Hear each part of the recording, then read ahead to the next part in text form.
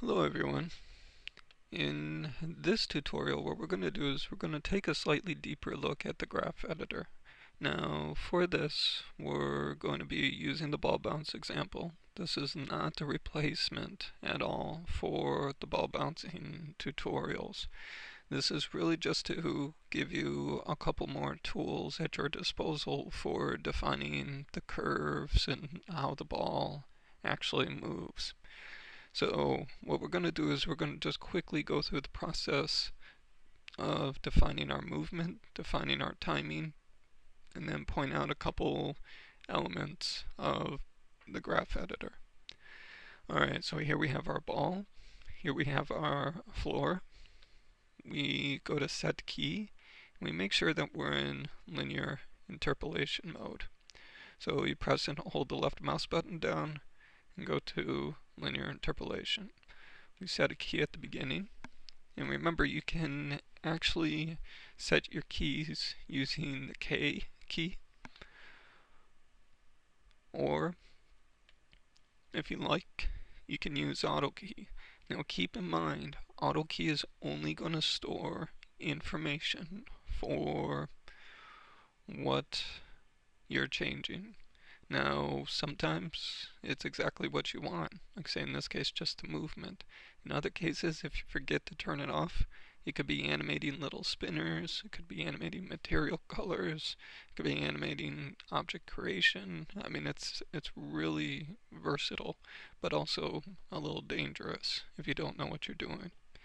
So in our case, I'm just going to continue to use set key.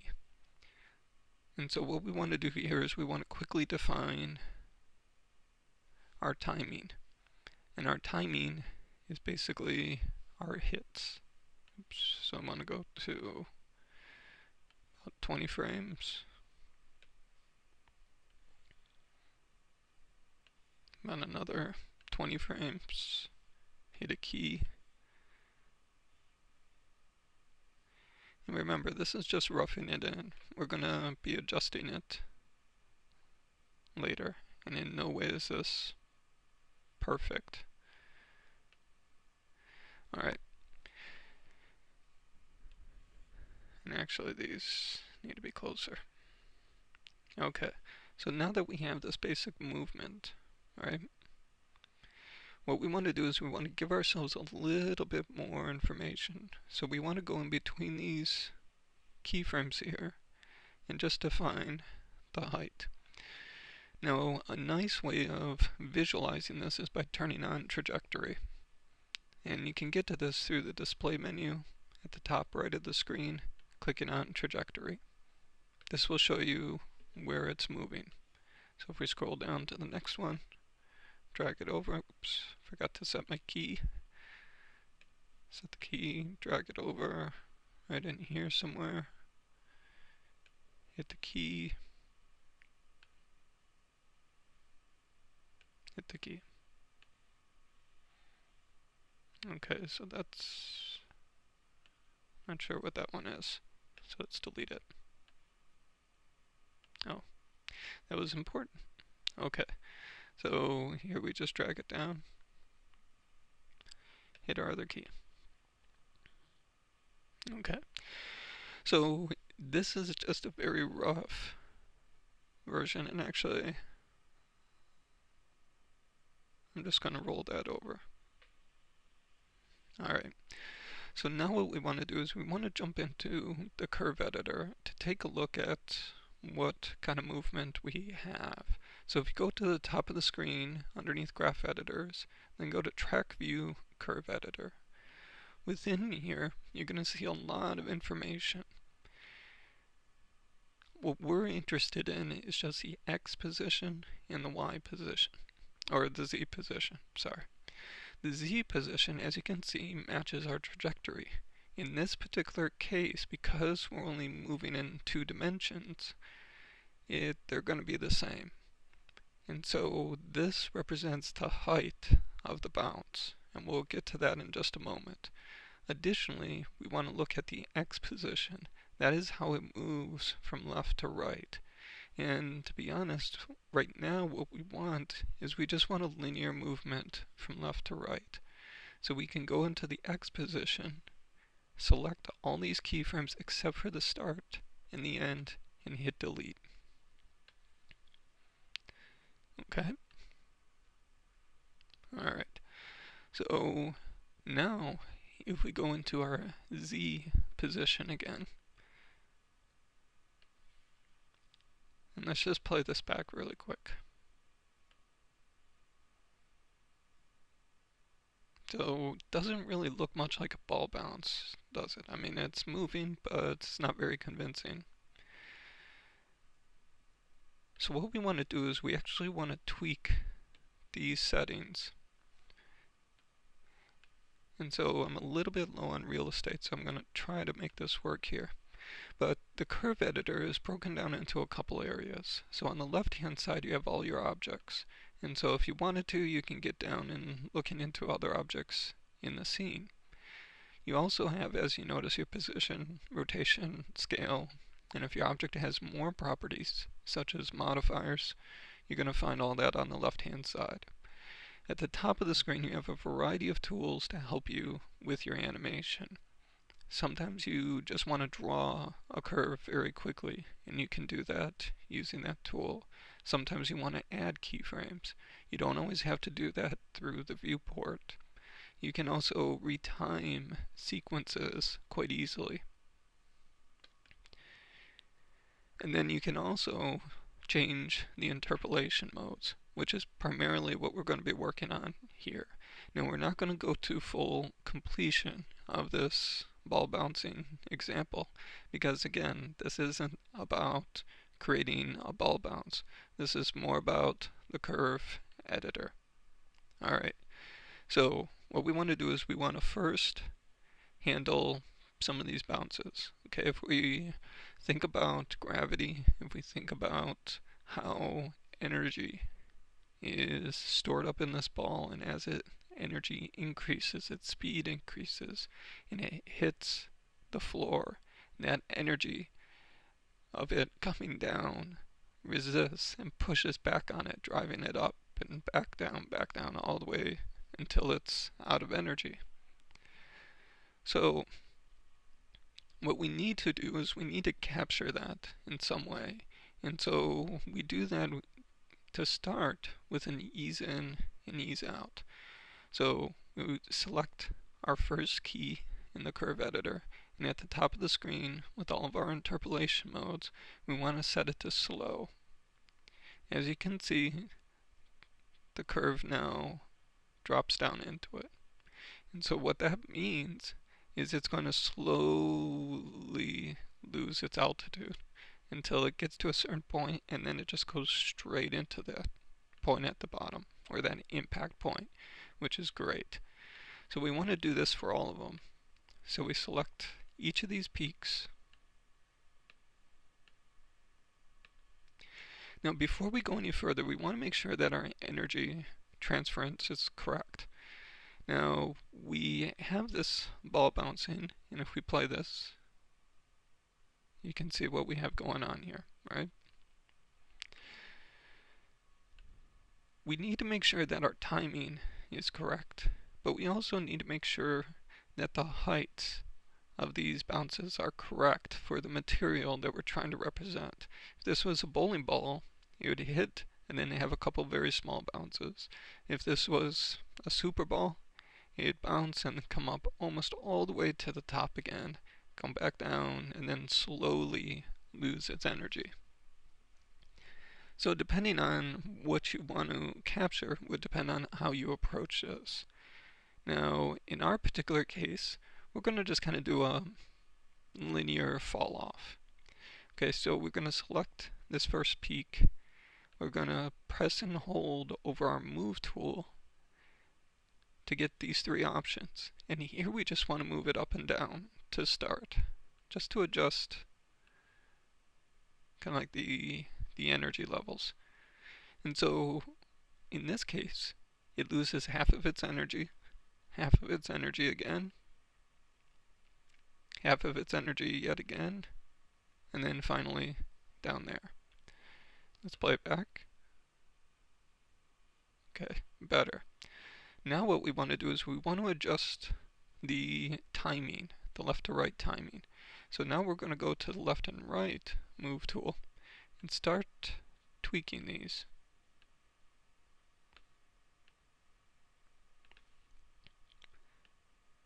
And so these smaller bumps are going to happen just a little bit quicker than the bigger ones.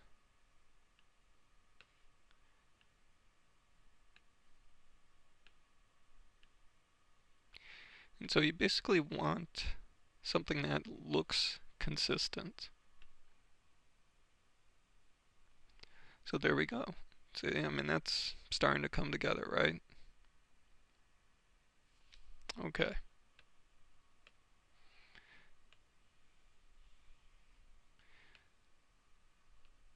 Alright.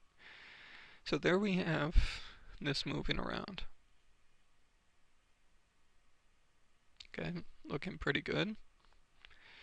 Okay, so now what we want to do is we want to add a little bit more impact to that impact. So right at these base points. And what we can do is we can actually control this curve independently. So we can control each of these trajectories ourselves. So as you can see, it's going down, and it almost looks like it's actually bowing in that way a little bit before hitting.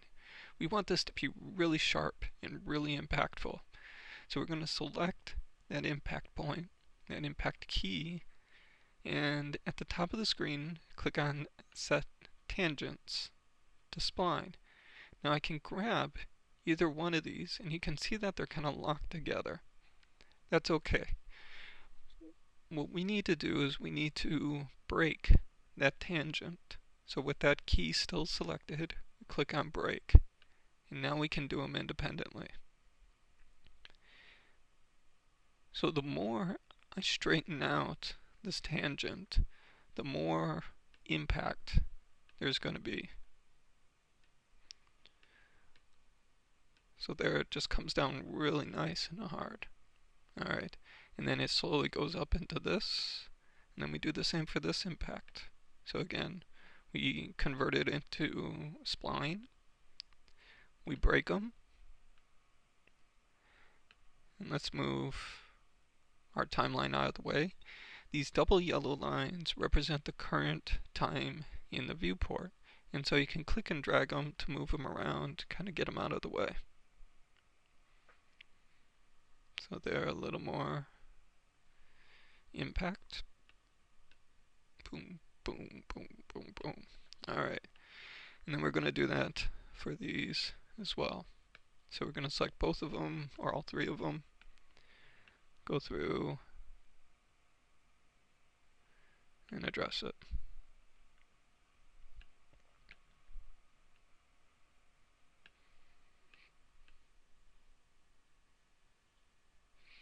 Alright, so now we're getting a very nice impact. However, you'll notice that some of these curves may seem a little off. You can always apply the spline option to these as well and kind of adjust what's going on. So just give it little tweaks here and there.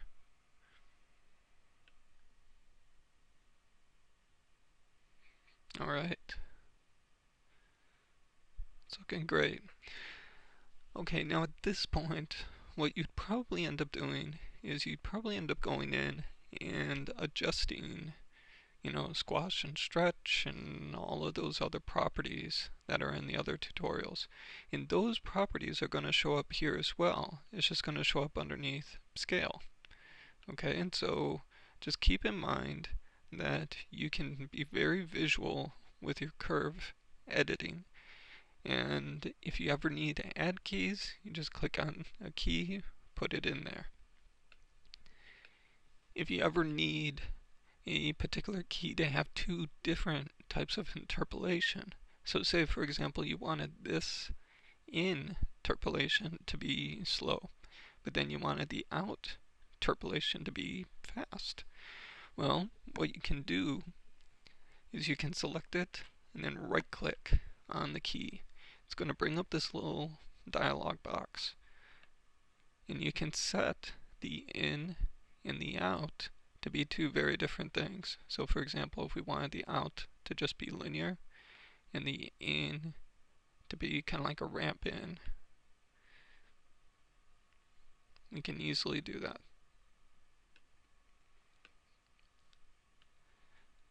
You can also get to these properties by clicking and holding down on these interpolation modes at the top. The first one does it on both of them. This one does it for the input, this does it for the output. So if we only wanted to set this for the input, we do that. Only for the output, we would do that.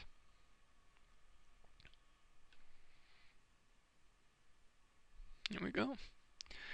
Alright, now you may have noticed that as we were messing around in there, we have kind of like some extra stuff going on, right? So we have these extra keys.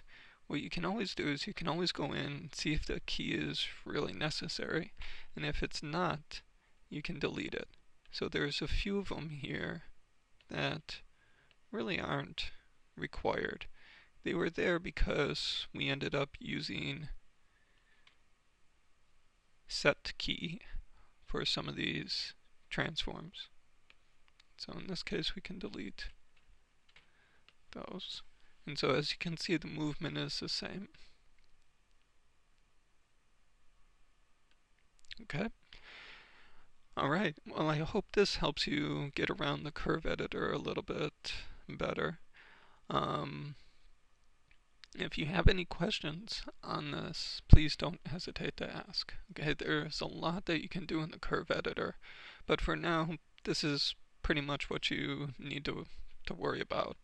One other thing I should mention is when you select a key and you right click on it, you have the time and you have the value here. So if you find yourself needing a specific value for a particular key, you can always put that in right there. Okay? Alright, well, thanks for watching, and again, let me know if you have any questions. Take care.